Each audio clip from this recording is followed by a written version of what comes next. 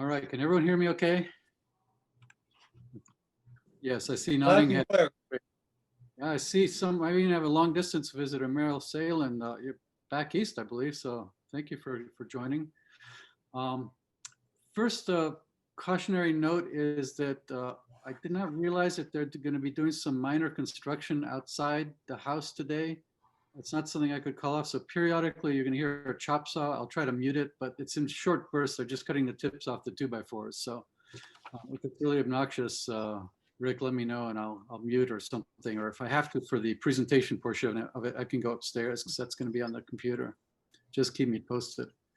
So for shop tour, I'm going to switch over to the phone camera and bear with me while I do that. So welcome, folks. We'll start off with a shop tour just to show you highlights of the shop such as it is. I'm not sure it's that different than other folks, but start off with a little, just a brief pan of the room, and then I'm going to zoom in on a few things.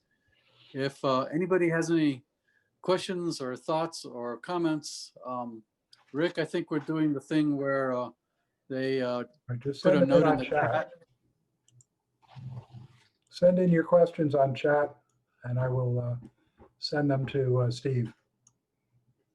Great, and Rick, feel free to interrupt at any time. So I have half of the garage.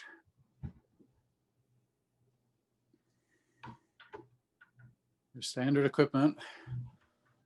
One thing that I did that was kind of cool was when I built this, I put up this butcher screen, you know, commercial refrigerator plastic here, these strips. And that helps keep my wife's car clean, which helps with peace in the household. So that's been wonderful. Let me just hone in on a few things that from seeing other shop tours, I think not so many people may have, which and therefore may be of more interest to people. So bear with me while I move the camera. So this big fan here is a Powermatic air filtration system. It's not just a fan. And it does the job that the big old jet boxes that we've all had in the past or that we have at the studio. What I really like about it is that it's extremely quiet on the low setting, and it is pretty compact. I mean, it's big in diameter, but it can sit there on my bench, or I could have hung it from the ceiling or what have you, but I actually like it right where it is.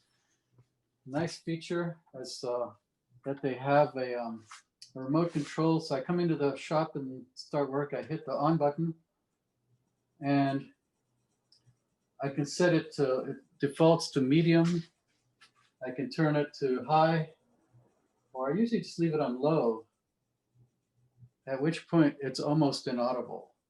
It has a timer section or function where I can set it to 1, 2, 4, or 8 hours, and at which point it kicks off. So I put it on at the start of the day, and I don't have to worry about it running all night when I walk out and forget about it.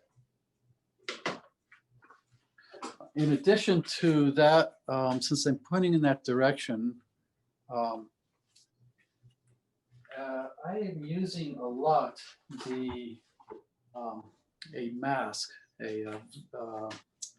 it's called the Hdss Respirator, and it's a P100, so that's even better than N95, specifically for particles. And it looks like a monster, but it's actually, as masks go, pretty comfortable. It's more comfortable, I find, than the paper N95 masks, which sort of eat up your face after a while. It's got the, you know, the silicone or the rubber bushings on it, replaceable filters, although they last a long, long time. And in these days of COVID, I think it's even more important than ever to be protecting our lungs. And especially if I'm turning dry wood or if I'm sanding, I've got that thing on. And you know, once you get used to it, it's not so bad.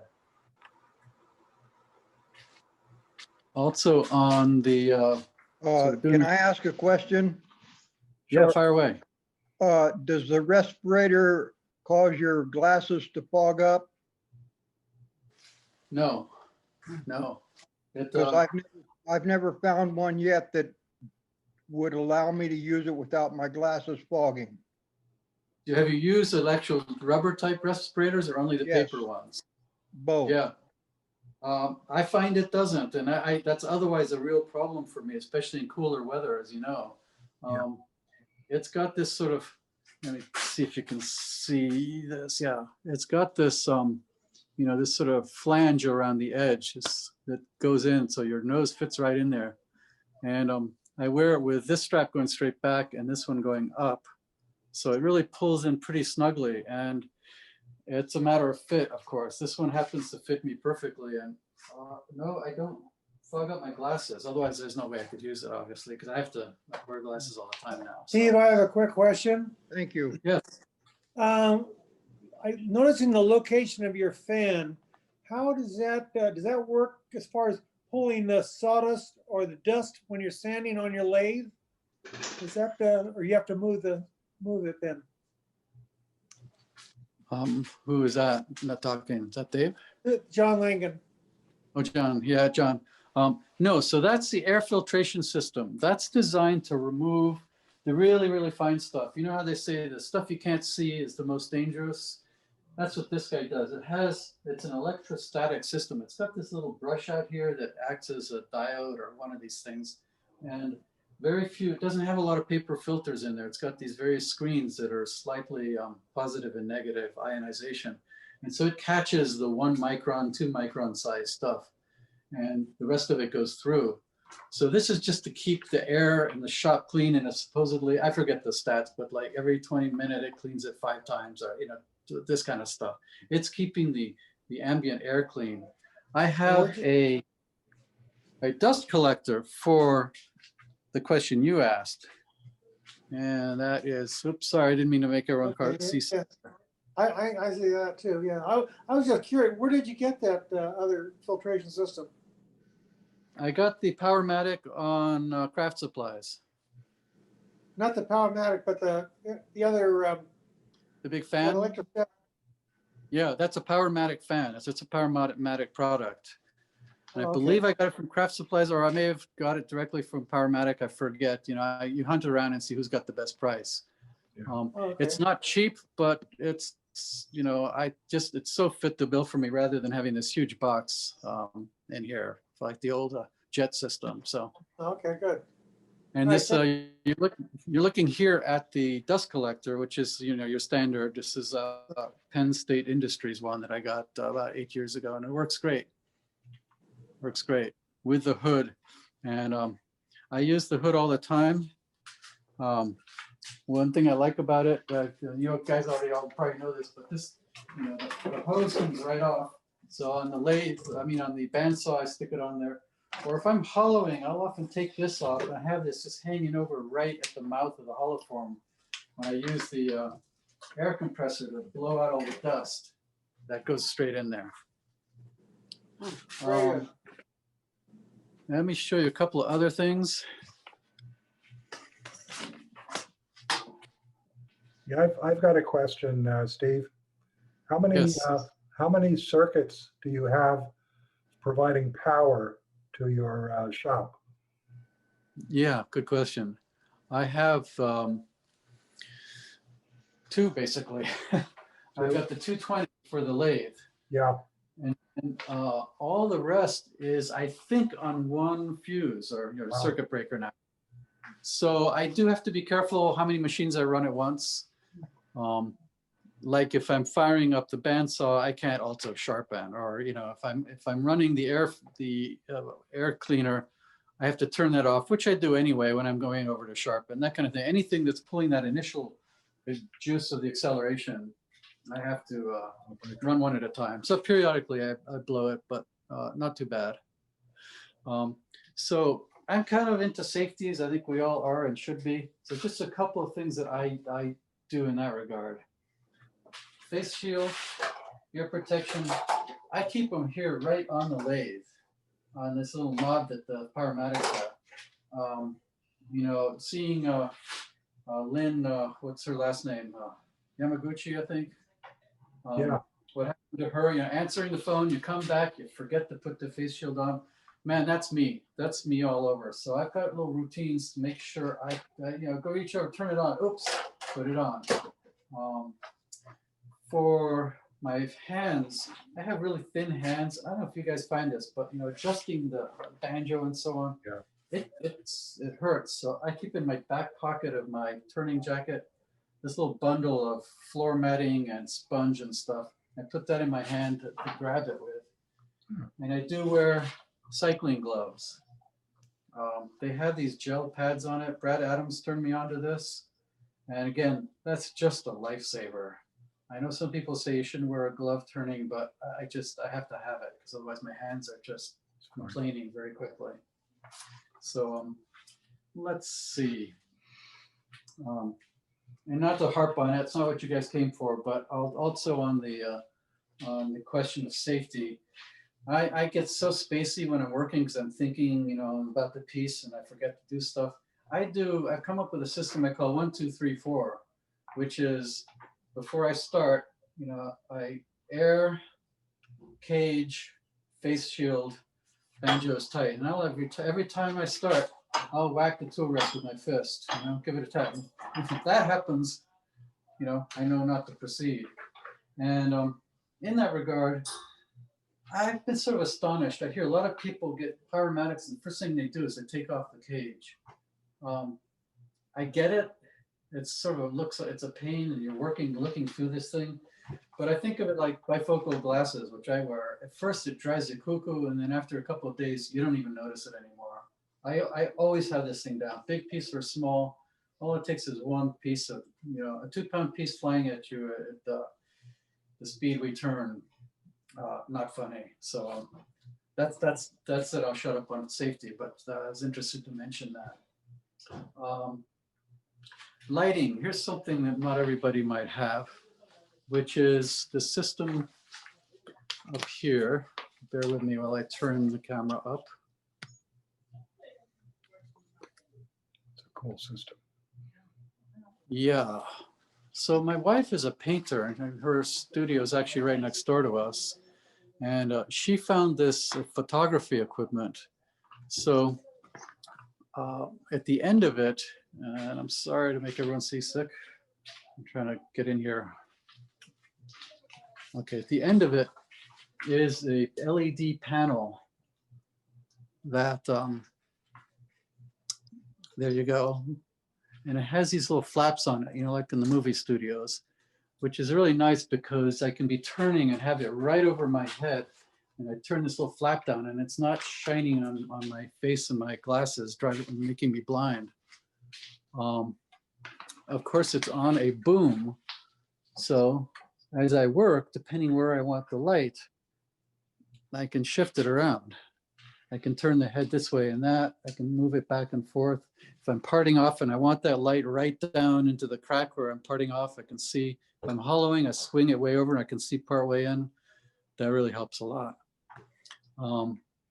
I have also got a little tripod gizmo on there attached if I want to put the camera up there. So that just hangs on there. Another nice thing about it is it's remote control. So I come in and turn it on with a little remote button and I can control the temperature of the light. It has two sets of bulbs. So really versatile, really nice. And for what you're getting, pretty economical. It's like $75 for the light panel and $75 for the boom on Amazon. And if anyone wants that stuff, I'm happy to post the information later. And just a few things over here on the bench, and then I think I've shown you all the stuff I could think of that you might all not already might have. And for my tools, I use the Hdss system. It's a horizontal tool storage system. It's hard to find them, but you know I've managed to get one. This is it. This is all the tools I use, and of these I use, say, this. These are really the ones I use the bulk of. These I hardly ever use. Sometimes a scraper, and of those, these guys. This is 95. This is 95% of my work is done with these one-way two-ended gouges, beautiful and big, heavy handles. Slowly picking up another tool or two. Just got this secondhand bowl gouge for a bottom gouge. But I adhere to the philosophy of fewer tools, but know how to use them well, and then only get what you really need. I may need a tool rack before long. Let's see, what else did I want to point out?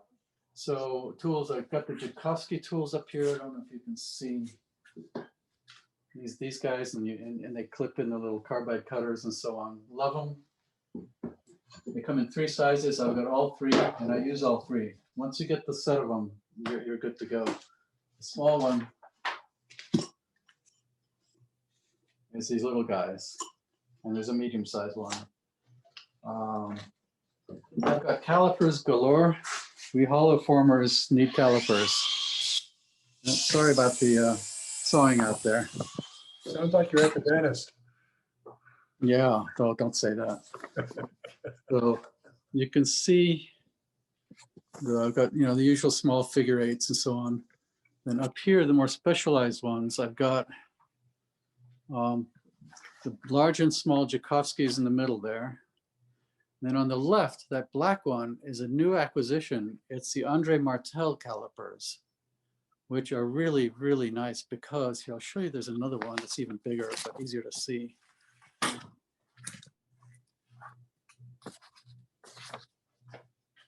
You have to order it from Canada, or actually don't have to, but it's a better price if you do. And what's cool about it is it has these 4 arms. Each one has a different angle. And that is really sweet for getting all those hard to reach spots when you're doing hollow forming.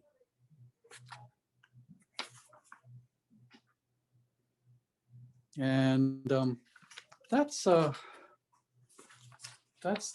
gist of my shop tour. I've got a little stuff here. Let me just give you guys one view in case anyone sees something they want to ask about. Steve? Yeah, but Anna? Would you tell us how long you've been turning and how you learned, please? Yeah, absolutely. I started in 2013 and took the intro class, then the bowls class, the usual set from Jim and Jan and a couple of others. And that's it. I've just learned from our wonderful studio there. And I turned from 2013 until 2015. And then I stopped for 3 years because I moved into a different position at work and was just way too busy and way too tired to work in the shop. It wouldn't have been safe and I didn't really want to. Then I retired in in February 2018. And since then I've been diving in full time. Quote full time. I don't turn anywhere near full time, but that's my main passion. So it's sort of a total of 5 years so far, off and on. And there you see the various tools. You got the forceps and the surgical clamps, and that big key there is there because I like it. And of course, I got Sir Winston here keeping me going. All right, any questions on the shop tour front?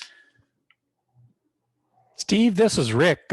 Your dust extraction that you've got on the lathe, is that a black hole system or is it something else? I got that from Penn Industries when I bought the dust system itself. So I have no idea who made it. It's not. It's not John Beal's thing. I don't think. I might be wrong. So short answer is I'm not sure, but I don't think it is. But works great. I mean, it's definitely what you need. One form or another. That's the guy. And I move it in as close as I can. One little trick is I'll often here. Pardon me for wiggling around here. Sorry, folks. I will often have the banjo under there, and that gives it a little friction. So I have had it things get a little wild and it swings over and it hits the turning piece of wood, and that's of course not good. So often I just put it right there. It's the perfect height and keeps it steady. And I use it, again, almost always when I'm turning, unless there's something really wet that doesn't need it. Any other questions?